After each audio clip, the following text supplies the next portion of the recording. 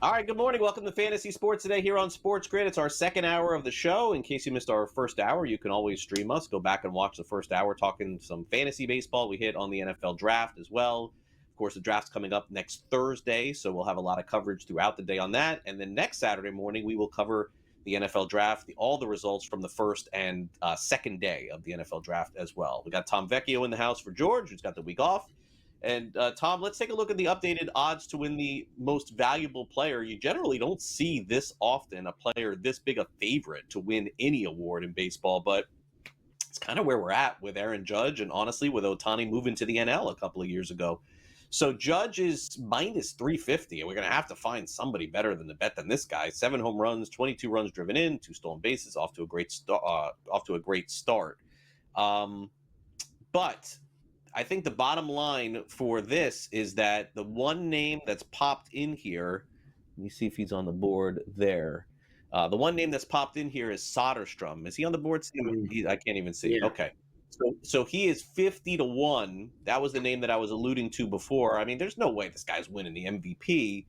But to me, that's the only name that's jumped into the fray here. I guess Trout has moved up in the offseason. He was not 30-1. I'm going to guess he was much higher. Now he is in there as well. I would love to be able to make the case for someone else just as a dart throw because this is sports and anything can happen. Players are healthy. Players get hurt. Things change. But provided Judge plays his 140 games or something like that, it's probably going to win the MVP. Right. So this is something that Donnie and I have talked about a ton on Pro Baseball today. The other answer is very clearly Bobby Witt. Now, it's not a dart throw. It's not some super long shot. And I've been on the record to say I'm of the belief that the books are putting the Judge number there at minus 150. Now it's minus 350, whatever it might be. They're putting it there simply to discourage people, right? They just don't want people to bet it. They're going to put all this crazy juice on it. So you're never going to be getting a great rate of return. They're just doing this to protect themselves at a certain point. So the other answer is Bobby Witt with knowing what he can do. And I think it's very clear. I have a tough time getting to some of these other players. Henderson's off to a little bit of a slow start. J-Ram, I would like to say that, he could be a Gold Glove candidate as usual, and the stats will be there, but they won't be as good. So it's a really tough market. That's the best way to put it. It's just a tough spot to bet. Yeah, I really don't like all the long shot options. Now here, I can make a better case because again, Ohtani to me, once he steps on the field and he hits and pitches in a single season, is the MVP every single year. I cannot imagine me watching baseball growing up thinking that this would happen and a player like this would not win MVP because it's the most impressive feat I've ever seen in the history of baseball. But he is a plus 190 to win the MVP. But look who has boomed up second. I mean, this is the big move from the offseason is Corbin Carroll, because as you said, Tom, and I watched it when he played here in Miami this past week, if he's on first, he's on second, like he is just lightning on the bases. And with all this power, he looks exactly like the guy he was at the end of last season and 2 years ago. And then, the market is really bunched up. You have Tatis at 5-1. You have Kyle Tucker at 6.5-1. Tucker's been fantastic for the Cubs. So the top of the NL market has changed completely from what we saw in January, February, and March. Right. And I think this is a situation where I like to say where both things can be true. I think betting Ohtani at plus 190 is a bad number. Plus 190 for a season-long bet is insane. However, once Ohtani actually steps on the mound, that number is going to be minus 190 because even if he's okay on the mound, like even if it takes him a full season to truly get back to like an ace level performance, if he's on the mound and pitching well, combined with 40 home runs and 100 RBIs, he's going to be the runaway favorite because it's just absolutely insane to do that. So the number plus 190 won't be there for long. I still think it's a bad number, but we probably won't be getting plus money when it's all said and done. If Ohtani wasn't in the NL, the race would be fantastic. Carroll, Tatis, Tucker, Pete Alonso off to an amazing start. It would be an awesome market to break down on a day-to-day basis. Ohtani is the answer, though. That's what it comes down to. Once he pitches, it's wrapped up. Yeah, if he does pitch, I agree with you, and I would vote for any time. It doesn't matter what the other numbers are in baseball. All right, so the American League Cy Young definitely somewhat wide open. Garrett Crochet has pitched fantastic, but by no means is this a lock to win the Cy Young in the American League. Tariq Skubal, who won last year, is plus 370. Gilbert plus 750. And then look, a lot of other decent options too. I mean, Brian Wu at 30-1. He's been fantastic for Seattle with Kirby out. He's really stepped into that front role along with Gilbert there. Fried has done a good job for the Yankees as well. Is there anyone here on the board that you like their market more than another? So I think there's a point to be made about Max Fried potentially, and this just may come from like, will people create a narrative saying that Fried did this and carry the Yankees to X, Y, and Z when they didn't have Garrett Cole? That would be the only reason you'd invest in something like that you would want to see a narrative built that they brought a team somewhere. I think Logan Gilbert or Reagans, I think those would be the betting options at this point, specifically Reagans, just because we're getting a number close to 10-1. I think he's in a good spot. He is the ace of the rotation. He can lead the league in strikeouts. It wasn't the best start for him last night versus the Tigers, but he can be up there with Skubal when it comes to leading the league in strikeouts. And I think that's one of the best things you could possibly have. I think Prochet will be there. I just don't like the number. Yeah, no, it's a heavy favorite at this point. You probably better going somewhere else. Same could be said in the National League, where Paul Skeens is still the favorite to win the Cy Young, but he's dropped back a little bit in the National League Cy Young market. In fact, probably escaped me earlier in the show how good Hunter Green has been pitching for some reason. Mm.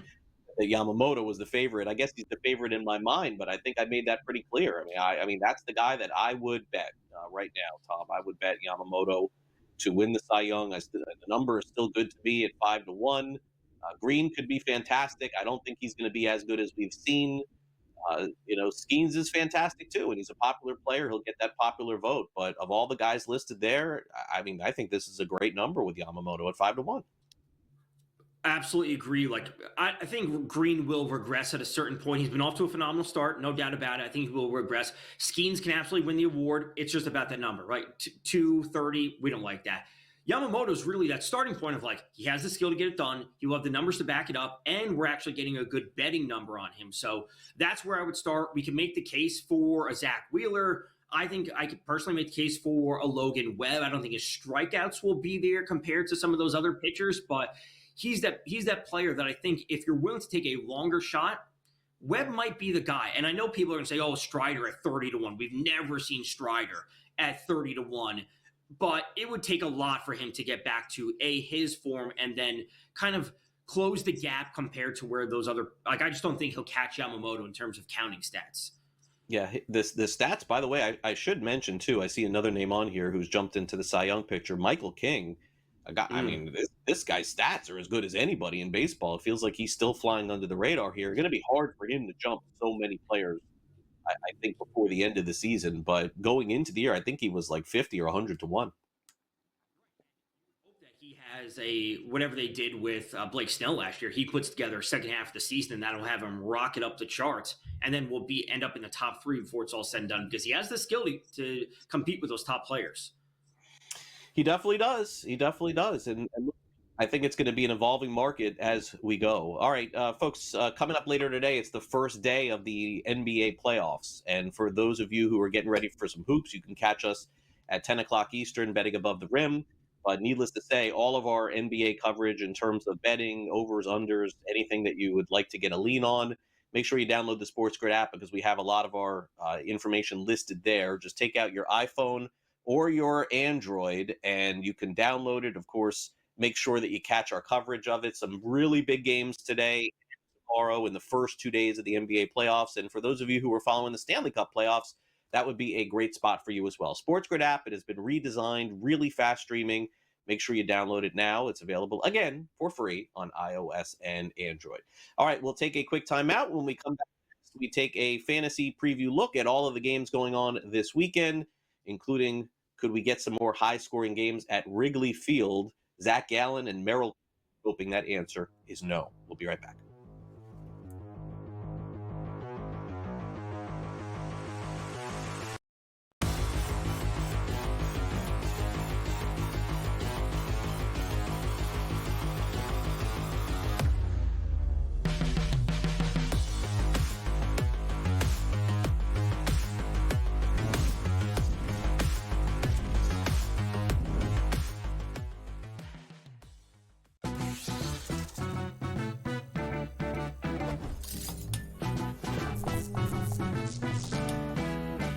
Vegas knows how to celebrate. if you're headed to Vegas for your birthday, plan ahead to get all the birthday freebies the city has to offer. Just by showing your ID, you could get free cash play, scratch cards, drinks, and food at various venues on the Strip. Now, go get lucky. See you in Las Vegas. Let's get lucky. Okay, what tools can you use to measure those things a bit? And that's where you have like force plates and 3D motion and launch monitors, things like that. But that's all just sort of like measuring what's happening. That doesn't necessarily explain why one guy's really good and another guy's not really good. And that's where there's still kind of like this ongoing, how do you like continue to do research to understand that better? And I think that's going to last well past my lifetime. The Smiley Show, only on SportsGrid. I'm still optimistic eventually this will happen and they'll get it together. I mean, if Florida can get their act together, Sam, with the tribes, I believe that California can too. Would bring a lot of money to the tribes, which is also something they really care about. It's an $8 billion market. Conservatively, it could be even more when it legalizes. The sports books would be sharing revenue with the tribes, essentially doing all their operations and forking over a percentage directly to the tribes. Newswire, only on SportsGrid.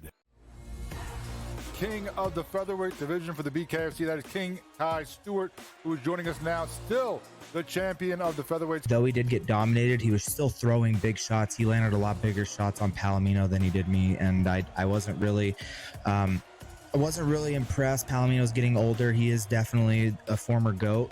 He has done amazing things in this sport, but it's just my time. Only on SportsGrid.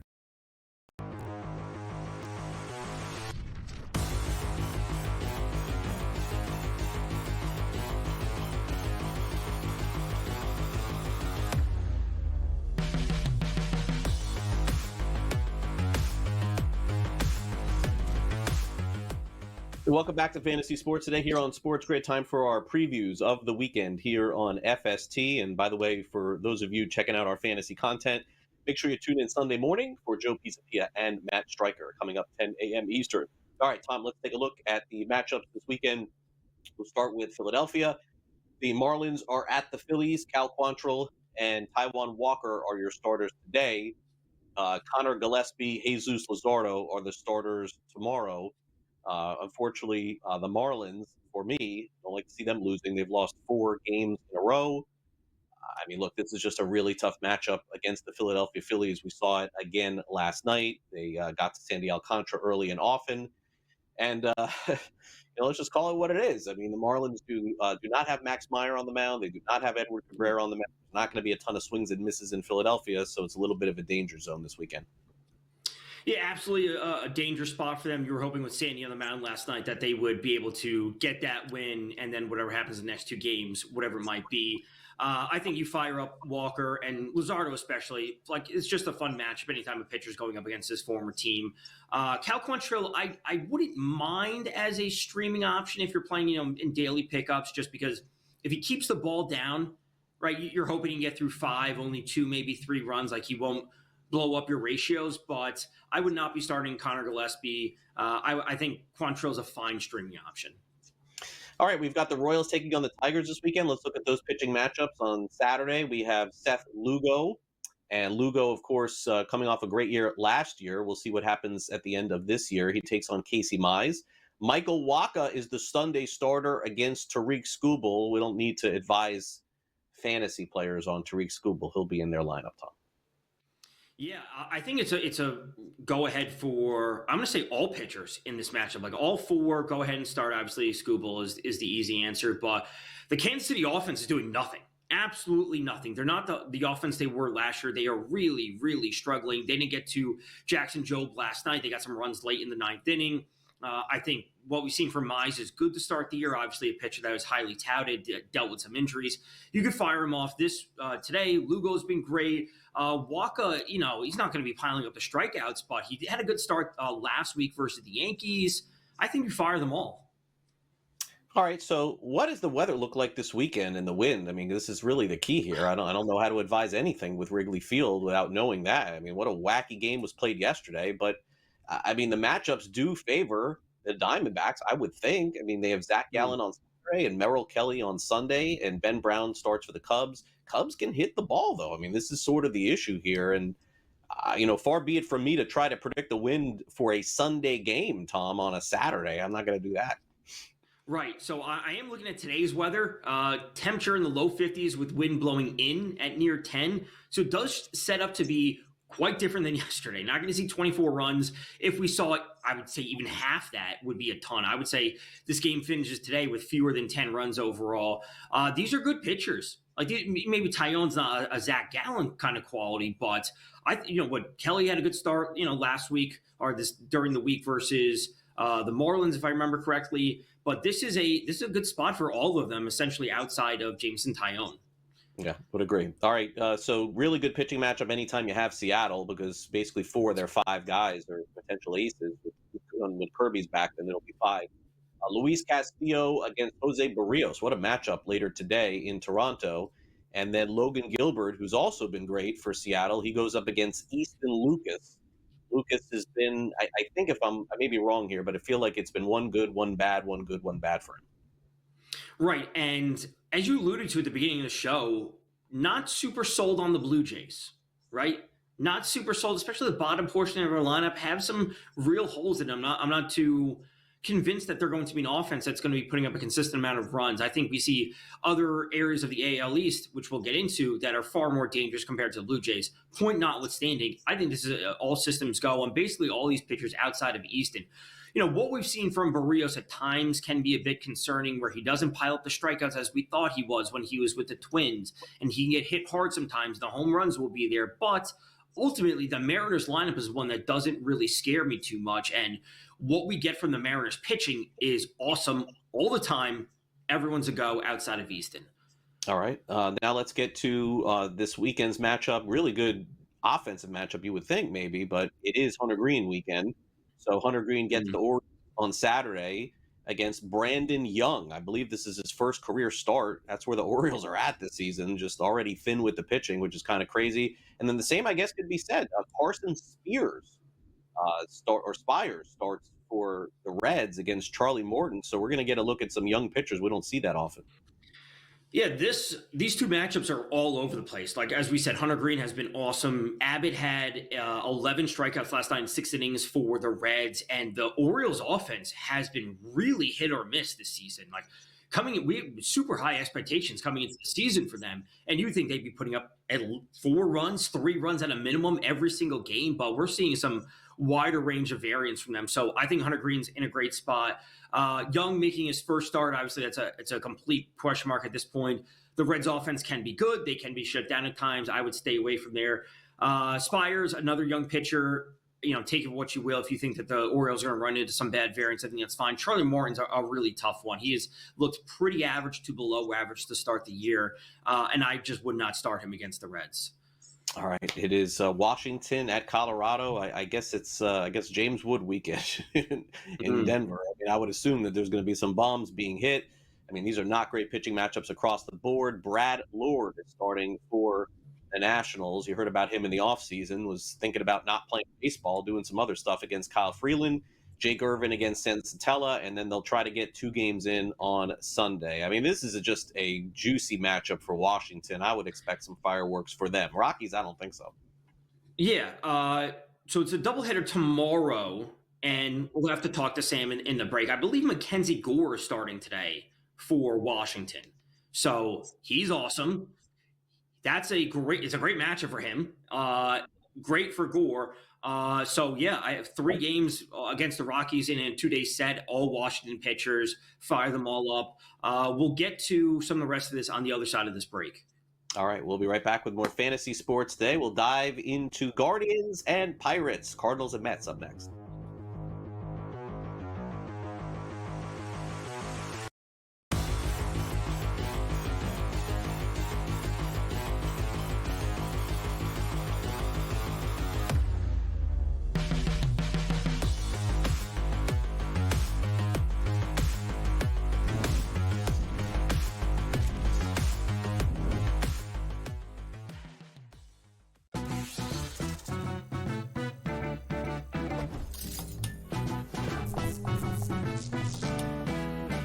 Vegas knows how to celebrate. If you're headed to Vegas for your birthday, plan ahead to get all the birthday freebies the city has to offer.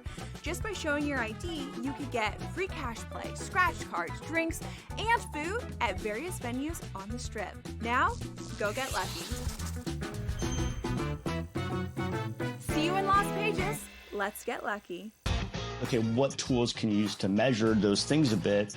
And that's where you have like force plates and 3D motion and launch monitors, things like that. But that's all just sort of like measuring what's happening. That doesn't necessarily explain why one guy's really good and another guy's not really good. And that's where there's still kind of like this ongoing, how do you like continue to do research to understand that better? And I think that's going to last well past my lifetime. The Smiley Show, only on SportsGrid. I'm still optimistic eventually this will happen and they'll get it together. I mean, if Florida can get their act together, Sam, with the tribes, I believe that California can too. Would bring a lot of money to the tribe, which is also something they really care about. It's an $8 billion market. Conservatively, it could be even more when it legalizes.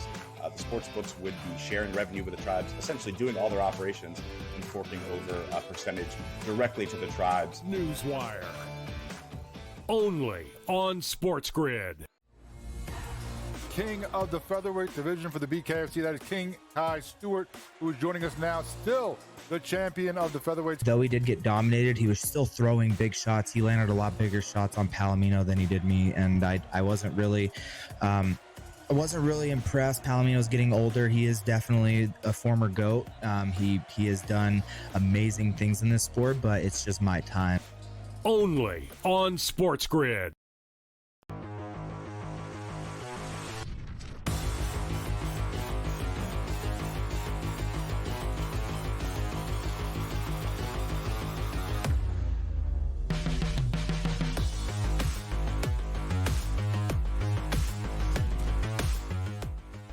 All right, welcome back to Fantasy Sports Day. Let's continue our team previews and game previews of the weekend. We got Gray Albright of Razzball coming up in less than 10 minutes from now.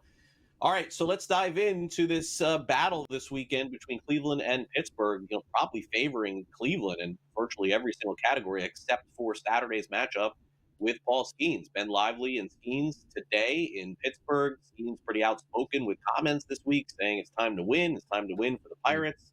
I tend to agree, but I don't know that they're set up for it. Logan Allen against Mitch Keller on Sunday. Mitch Keller, an ace in his own right, too. I mean, honestly, could probably front the rotation. If Jared Jones was healthy, he probably could front the rotation, too. That's how good Pittsburgh is. But, Tom, it just doesn't appear to be happening for the Pirates. Now, at the end of the season, are they going to play competitive? Sure. Are they going to win 70-something games? Yeah, probably. But it's a tough watch for me watching this team. I mean, I think I saw they made the most base running errors or mistakes in baseball this season. It has just not gone their way. But it is Skeens Day, so of course you're going to have him in there. And what's left to say? He should win. He should win, and at a certain point, it comes down to, like, this is solely going to be about the Pirates hitting when it's all said and done, because they have good pitching. Like, they really do. It's underrated to a certain degree outside of Paul Skeens. Like, I think the rest of their rotation is a little bit underrated, but if they're not scoring, they beat the Nationals the other day 1-0. Like, going to the extra innings, what was it, last week, the week before against the Cardinals for 13, and you're barely scoring 1 or 2 runs. So the pitching will be there in large part for them, but it's about getting the hitting. And listen, if the game's close and Clase's coming out of the bullpen for the Guardians, like, do we have any faith that the Pirates are going to put an extra run across the board? Probably not. So it's a fun matchup, but it's probably not going to be an offensive-minded matchup. Yeah, would agree. All right, Cardinals and Mets. Mets win yesterday. We'll see what happens this weekend. Good pitching matchups for the Mets. They've got a lot of strikeout guys on the bump. Kodai Senga will start against Matthew Liberatore today.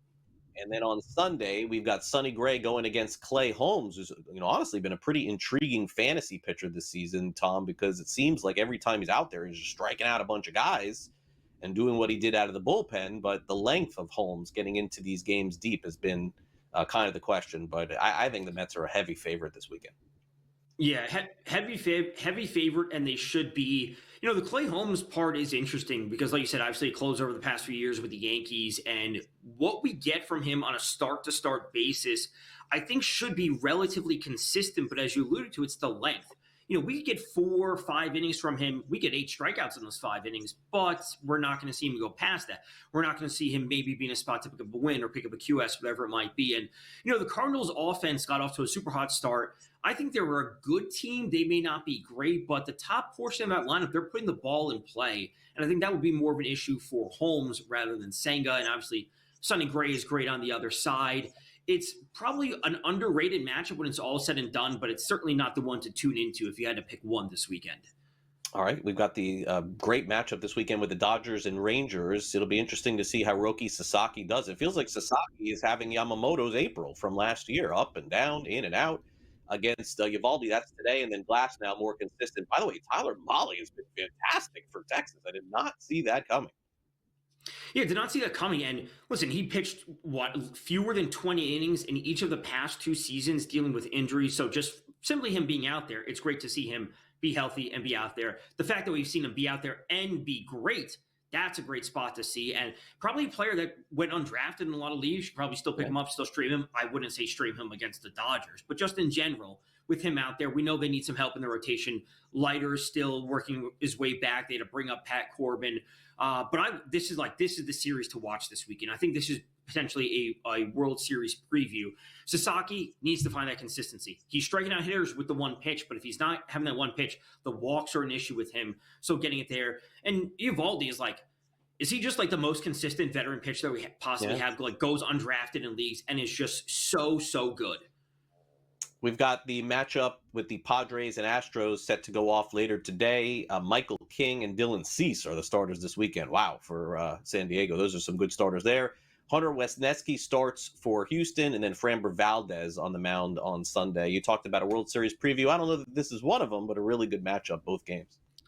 Yeah, really good matchup nonetheless. I think the Padres bounce back. We talked about King in the Cy Young section. He's awesome. Cease is awesome. He shaved the beard. He's looking good. The strikeouts will be there for him. He's got to keep a portion of that Astros, that top portion of the lineup under control, and I think Cease will be in for another good start. Not too many walks from him, hopefully.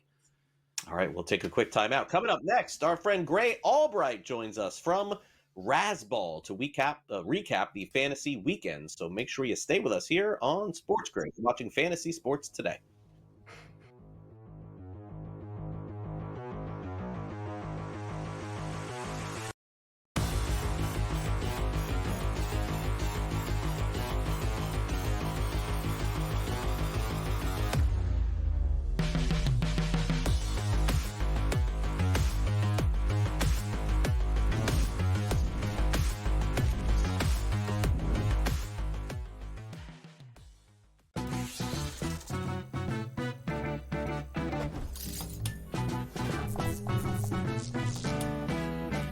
Vegas knows how to celebrate. If you're headed to Vegas for your birthday, plan ahead to get all the birthday freebies the city has to offer. Just by showing your ID, you could get free cash play, scratch cards, drinks, and food at various venues on the Strip. Now, go get lucky. See you in Las Vegas. Let's get lucky. Okay, what tools can you use to measure those things a bit? And that's where you have like force plates and 3D motion and launch monitors, things like that. But that's all just sort of like measuring what's happening. That doesn't necessarily explain why one guy's really good and another guy's not really good. And that's where there's still kind of like this ongoing, how do you like continue to do research to understand that better? And I think that's going to last well past my lifetime. The Smiley Show, only on SportsGrid. I'm still optimistic eventually this will happen and they'll get it together. I mean, if Florida can get their act together, Sam, with the tribes, I believe that California can too. It would bring a lot of money to the tribes, which is also something they really care about. It's an $8 billion market. Conservatively, it could be even more when it legalizes. The sports books would be sharing revenue with the tribes, essentially doing all their operations and forking over a percentage directly to the tribes. Newswire, only on SportsGrid. King of the featherweight division for the BKFC, that is King Kai Stewart, who is joining us now, still the champion of the featherweight. Though he did get dominated, he was still throwing big shots. He landed a lot bigger shots on Palomino than he did me, and I wasn't really impressed. Palomino's getting older. He is definitely a former GOAT. He has done amazing things in this sport, but it's just my time. Only on SportsGrid.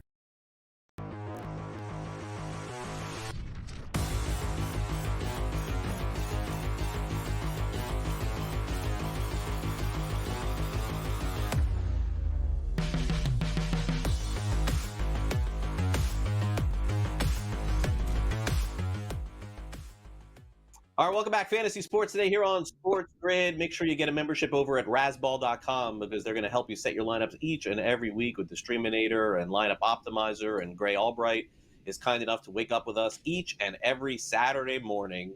We thought we were the crazy ones for doing it. Gray is genuinely the crazy one for waking up Saturday morning on the West Coast to talk fantasy baseball with us. But of course, that's what is required to win championships. Great to have you back here on Fantasy Sports Today as guess what? Next week we'll be closing out the month of April. Yeah, I know. I can't believe it already. It's going by fast, right? I feel like they didn't even start my service time until like mid-April, and it's already, it's like the season's already gone.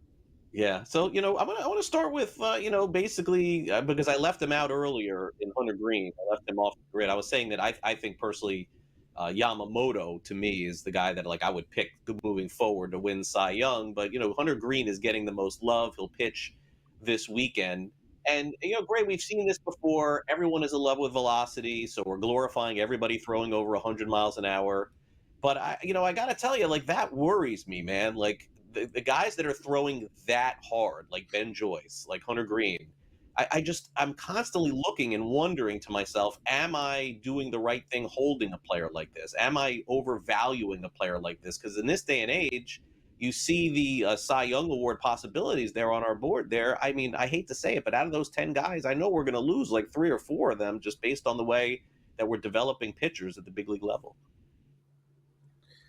Yeah, no, I agree. Actually in the preseason, I was warning people that, like if you look back at the velocity leaders for 2023, it is just it's a mess of people who needed Tommy John surgery or just never were the same. The big names are like Spencer Strider, and then like a guy who pitched earlier this week, Bobby Miller. He had like the top velocity in 2023, and now he just doesn't look right. So like when you bring up Hunter Green, or even, I mean, I don't want to say the name, but Paul Skeens. I mean, some of these guys, they throw so hard, but you got to wonder how long can they throw that hard? Like it's such a rare thing to be able to, put that kind of effort on your arm for a long period of time. So, and also Hunter Green actually had some arm issues last year.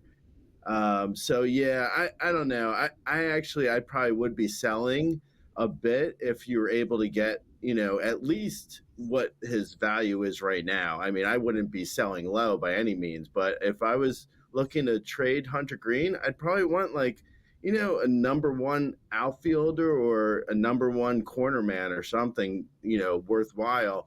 Otherwise, you got to ride it out and see, hopefully that he does stay healthy. But yeah, it's not a great thing when you look at like some of the past velocity leaders for, the major leagues. So on the flip side of that, are there players that aren't throwing as hard that you're still either invested in or looking to be invested in, maybe buy low because you do think they will have that, season-long sustainability to, give you the innings every week? Yeah, no, that's a good question. There's actually a guy in San Diego, Michael King. I think he tops out at like 93 miles per hour. Not super hard thrower, but I mean, we saw last year he had a great year. I would say if he can stay on the mound and keep pitching as he's been doing, and there's no reason to think he won't, I like Michael King a lot. There's also, other guys like you look at like Chris Sale was able to put it together last year. He has, his velocity looks fine. Tanner Beebe's velocity looks fine. Those are some buy lows because they are not pitching well so far. But if you can get them at a discount, I would look possibly at getting. Also, Zach Gallen is his ERA looks bad, but I mean he's pitching okay. Nick Lodolo looks fine. His velocity looks okay. He's also not pitching well according to his ERA, but Lodolo actually is pitching well according to his ERA, but Gallen isn't. Who else? Brandon Pfaadt is pitching well, is only throwing like 93 miles per hour, but that's fine. If it keeps them on the field, it keeps them healthy. Joe Ryan's throwing around 92, 93 miles per hour. Again, if it's, enough to get the results he's getting, go for it. Yeah, no, it does make sense. And you mentioned Brandon Pfaadt. I saw him pitch against Miami. I was shocked that they just pulled him in the 6th inning, but that's what they're paying him for, 5, 6 innings, and no matter what, we're taking you out of the game. I'm going to stick with Arizona because it's a team I saw, Gray, up close and personal, and we're seeing what we saw 2 years ago and at the end of last year for Corbin Carroll.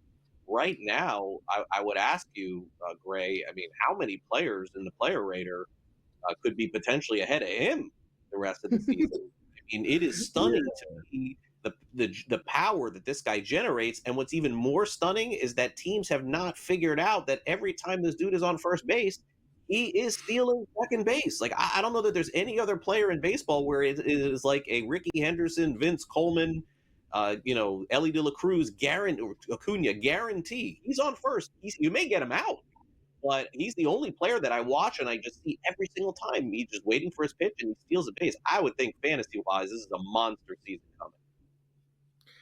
Yeah, no, definitely. I think Corbin Carroll, people were a little bit off of him in the preseason because he had a shoulder issue, 2 years ago, and it seemed to lead into last year as well. So now that the shoulder looks fine, he's hitting for power. He has 6 homers as of right now. And the speed, like you mentioned, just is incredible. On the player rater, he's actually the 4th best player on the player rater. There's Aaron Judge, Kyle Tucker, who's off to an incredible year, and Tyler Soderstrom, which is a name that's completely out of nowhere. But, I mean, he leads the majors in homers. He's had a great early on. But Corbin Carroll, I feel like, is actually sustainable because of the speed is just so good that if he can put together, say, 30 homers and steal 50 bags, I mean, we've seen that before from other guys, and that's going to have, top 5 at least player rater type numbers. So speaking of Soderstrom, what's your outlook for him on the season? Because I drafted him on my keeper team, so I've been invested in him for the year. The home runs are great, but we are expecting him to come crashing back down to earth, at least for the most part. Obviously, the stadium out in Sacramento is awesome for hitting, but do you have hope that he can at least sustain this to some degree for the rest of the season? Yeah, no, that's actually a good point. I think the stadium's going to sustain him a bit. I don't know if it's going to be able to sustain him this much. I mean, obviously, he's like I believe he's on pace to hit 75 homers, which is, probably a little bit over where he's planned. a little bit over.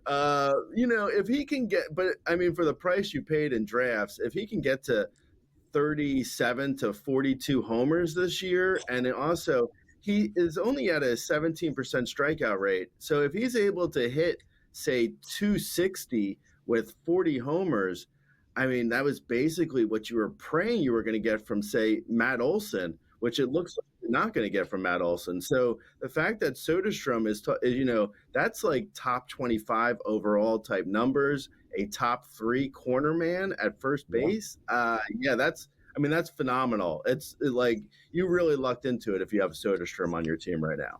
Yeah, and Gray told us before the year, keep an eye on all those swinging A's because that's the team beyond Colorado to watch. That's definitely panned out. Gray, have a great rest of your weekend, and we'll catch up again soon. Thanks for coming on Fantasy Sports today. Thank you.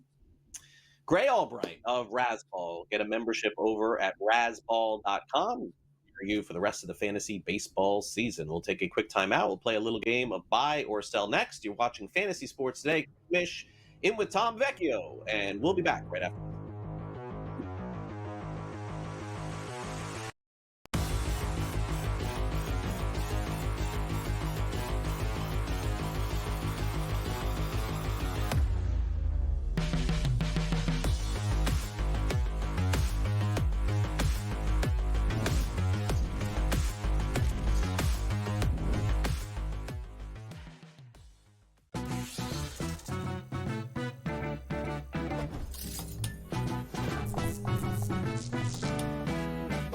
Vegas knows how to celebrate. If you're headed to Vegas for your birthday, plan ahead to get all the birthday freebies the city has to offer. Just by showing your ID, you could get free cash play, scratch cards, drinks, and food at various venues on the Strip. Now, go get lucky. See you in Las Vegas. Let's get lucky. Okay, what tools can you use to measure those things a bit? And that's where you have like force plates and 3D motion and launch monitors, things like that. But that's all just sort of like measuring what's happening. That doesn't necessarily explain why one guy's really good and another guy's not really good. And that's where there's still kind of like this ongoing, how do you like continue to do research to understand that better? And I think that's going to last well past my lifetime. The Smiley Show, only on SportsGrid. I'm still optimistic eventually this will happen and they'll get it together. I mean, if Florida can get their act together, Sam, with the tribes, I believe that California can too. It would bring a lot of money to the tribe, which is also something they really care about. It's an $8 billion market. Conservatively, it could be even more when it legalizes. The sports books would be sharing revenue with the tribes, essentially doing all their operations and forking over a percentage directly to the tribes. Newswire, only on SportsGrid. King of the featherweight division for the BKFC, that is King Kai Stewart, who is joining us now, still the champion of the featherweight. Though he did get dominated, he was still throwing big shots. He landed a lot bigger shots on Palomino than he did me, and I wasn't really impressed. Palomino's getting older. He is definitely a former GOAT. He has done amazing things in this sport, but it's just my time. Only on SportsGrid.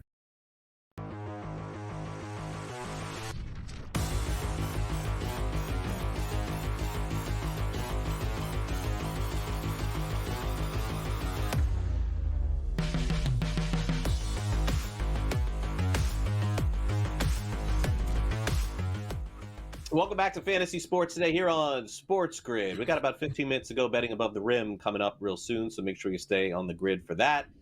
Before we get out of here, we got some things to cover, and we'll play a little game of true or false, and we call it buy or sell.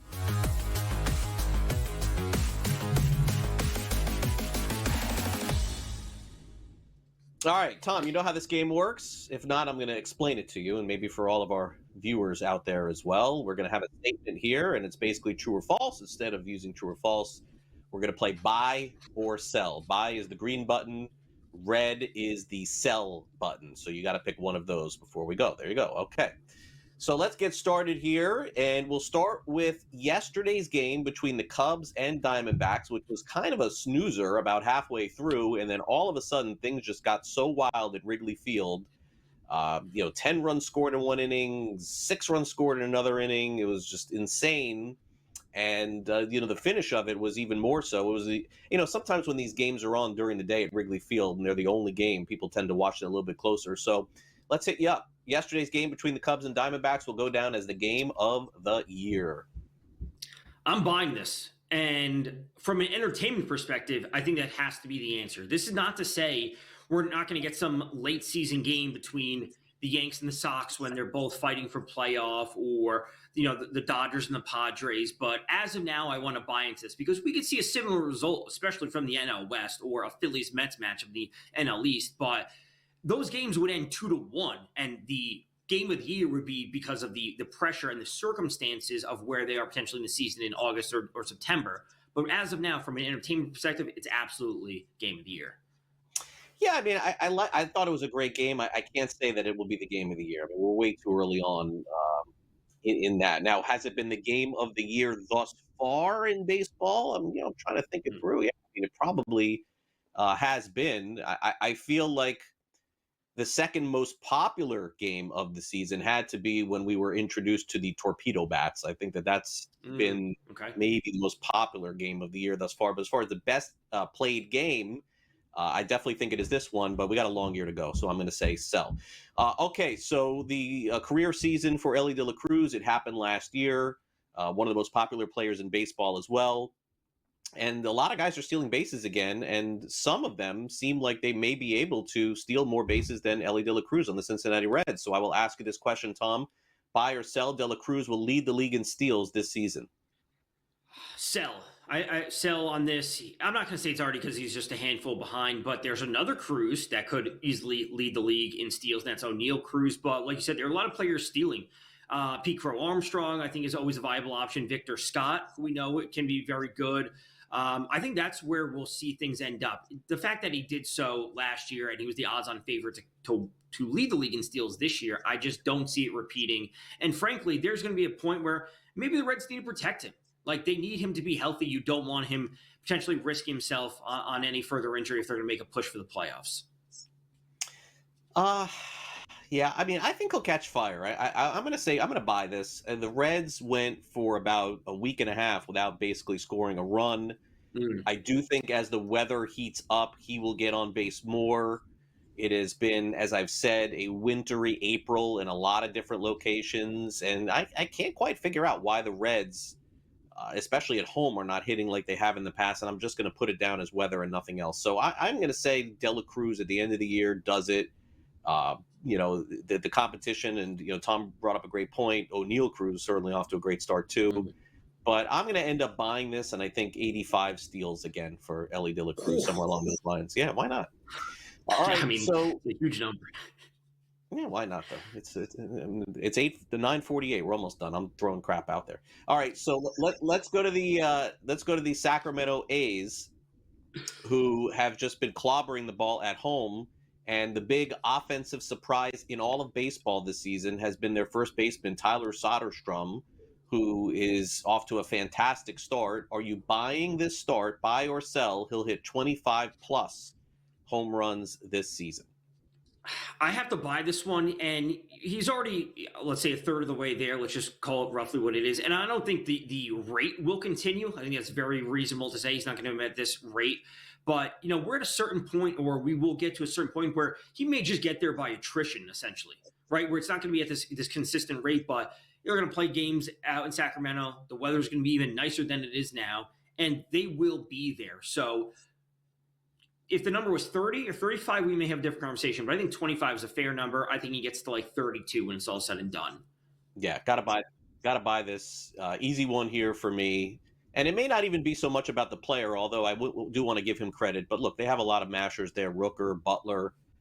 They're probably going to have three guys that hit 25 plus home runs. So I'm definitely going to buy this.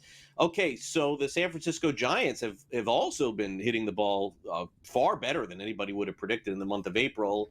And leading the pack, maybe that's been the surprise, has been Wilmer Flores, who's now been in the big leagues for a decade or so. And, certainly has been fantastic, usually just great against lefties and okay against righties. But, man, he's been hitting everybody this season. Buy or sell, Tom, he will finish as a top 15 first baseman in fantasy. I'm selling this one, and he's off to a great start, but there's also some other players that are off to slow starts that, we could see improve, or players that are just so good that they may continue to improve. Vinny Pasquantino off to a little bit of a slow start. He's not there yet. Matt Olson off, and along with the entire Braves, essentially off to a very slow start. And I think, water will find its level for the Braves. And, someone like Matt Olson overall, Hoskins, maybe not the player he once was, but he's also off to a slow start. I see these players increasing, and Wilmer Flores will come crashing back down to earth when it's all said and done. Regression will find its way to him. I will agree. I'm on the sell train here with Wilmer Flores. So we're 2 out of 4 here in agreement. Yeah, I mean, look, this is a great start for Flores. By the way, we've seen this from him in the past. All you have to do is take a look at his previous June or May. I mean, he gets hot for months at a time. Very up and down player, I think. So I will sell that as well. All right, coming up next, speaking of fantasy, is there a player coming up in the American League that could potentially start running more than anybody else? Seems to be possibly the case in Tampa Bay. And then we'll wrap things up with more of our Fantasy Sports Today program, of course, with the SportsGrid 60. We'll be right back as we wrap it up next.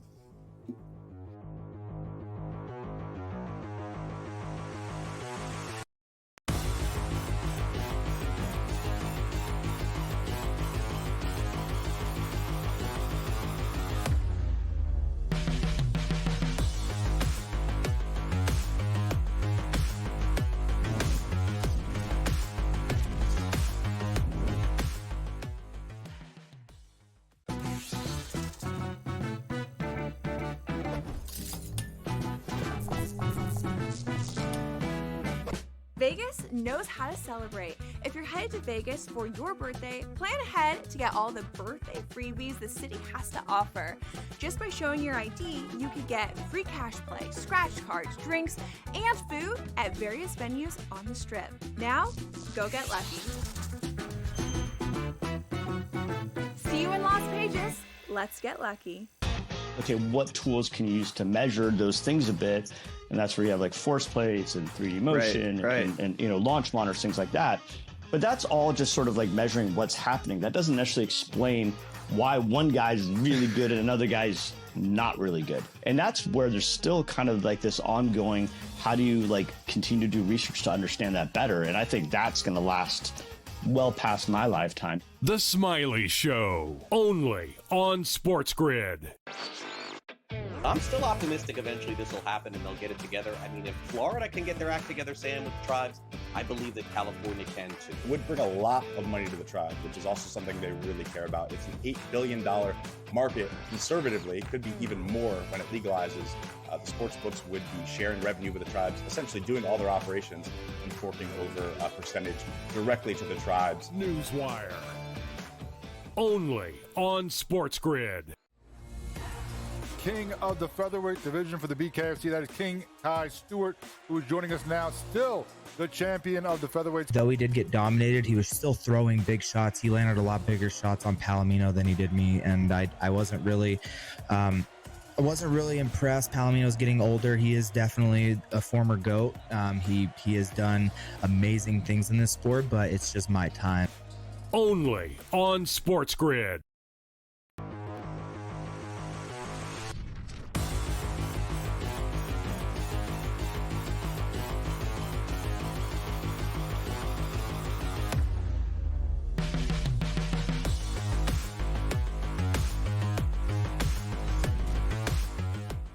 All right, ESPN reported that Chandler Simpson is coming up for the Tampa Bay Rays. This is a speedster who's going to get a lot of playing time, we assume, for Tampa.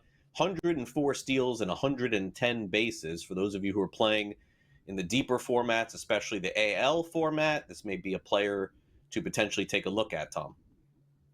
Yeah, absolutely insane numbers from him last year. Like you said, 104 stolen bases across 110 minor league games across high A and double A. He is absolutely not a power guy. We saw an ISO under 100 from him at .042 last year.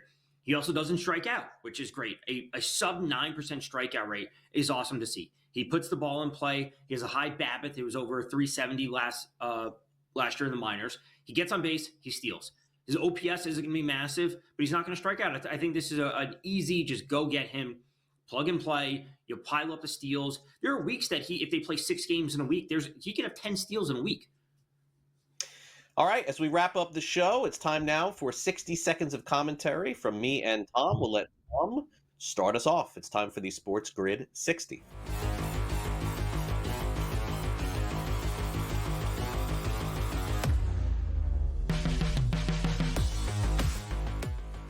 Here's my 60. The NFL draft is next week, and it's going to kick off a lot for players and teams, the future of them when it comes to fantasy, real life football.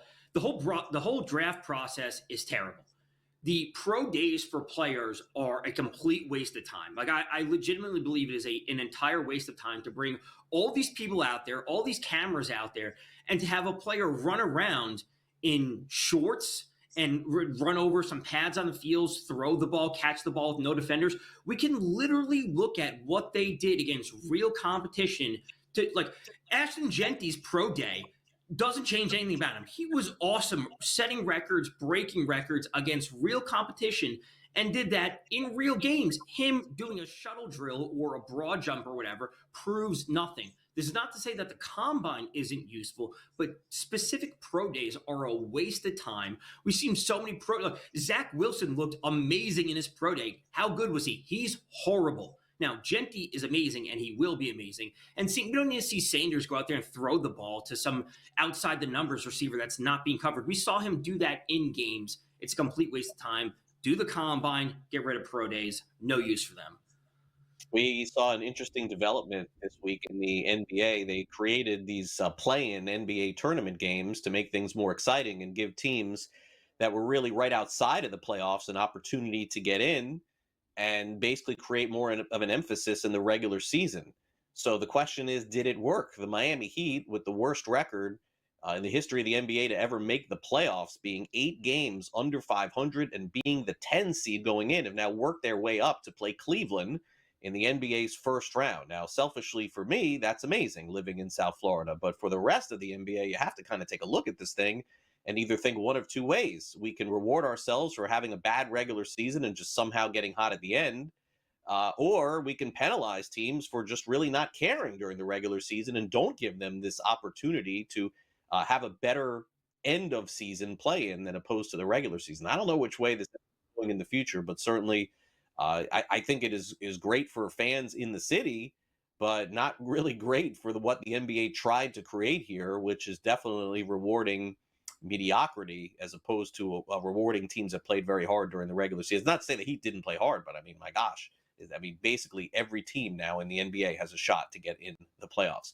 All right, that'll do it for the show today. Coming up next, we've got Betting Above the Rim with Kevin Walsh and James Young. They're getting you ready for the NBA playoff matchups today, followed by In-Game Live Game Day with Joe Ranieri and Matt Peralt. And then we've got Scott and Joe today at 4 p.m. Eastern. And then we wrap it all up tonight with Adam and Brady. Tom, I hope you had a great time filling in today for George. Really appreciate it. Some great knowledge as well. And certainly we hope to do it again soon. Yeah, it was great to be here. Of course, I'll be back tomorrow morning at 10 a.m. with Donnie Rightside doing pro baseball today. Also with producing with Sam in the background. We will run through every game on the slate. We'll handicap all those. We'll do the quick recap of the week in terms of injuries, hot players, cold players, odds for Cy Young, AL MVP, whatever it might be. We'll get into all that. Should be a good time every Sunday, 10 to 12. All right. Great stuff, Tom. Thanks again. All right. Thanks to our producer. His day is just beginning here at SportsGrid, but my day's over. Sorry. You can download the SportsGrid app just by taking out your phone right there. Check out our schedule. By the way, the streaming is fantastic for those of you who are just learning about us here at SportsGrid. All right, I'll be back Monday morning for another edition of Newswire, and coming up next, some hoops talk, getting you ready for the NBA games today. Hope everybody has a great weekend, and for those celebrating tomorrow, happy Easter as well. See you next week.